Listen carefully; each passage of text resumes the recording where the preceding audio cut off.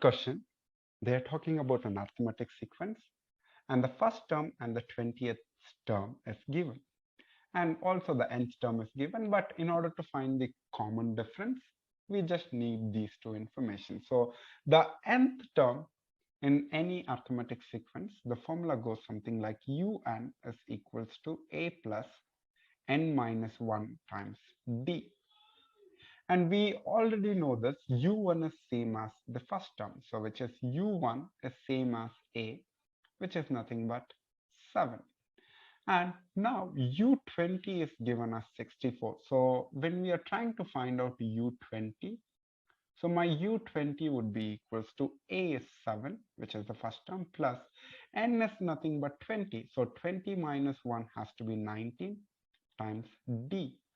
And u20, we know it as u20 is going to be 64.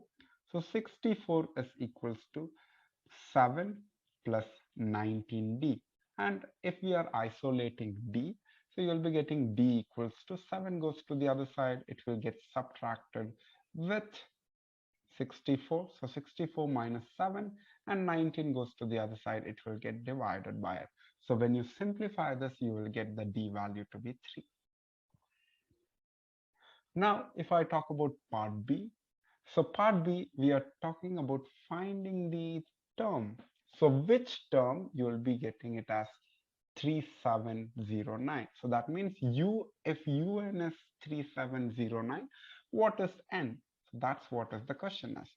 So again, we will be using the same formula. So when I substitute these informations here, so it would go something like 3709 is equals to a is 7 plus n is unknown, which we need to find, and d we just got it as 3.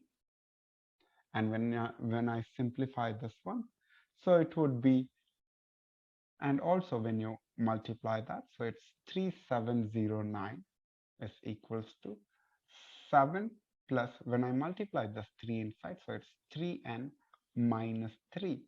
So which is nothing but 3709 is equals to 7, or 7 minus 3 has to be 4 plus 3n.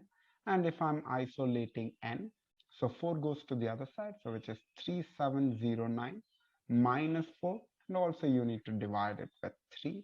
And when you simplify this, you will be getting the exact integer value for n, which is 1235. That is the answer for part B.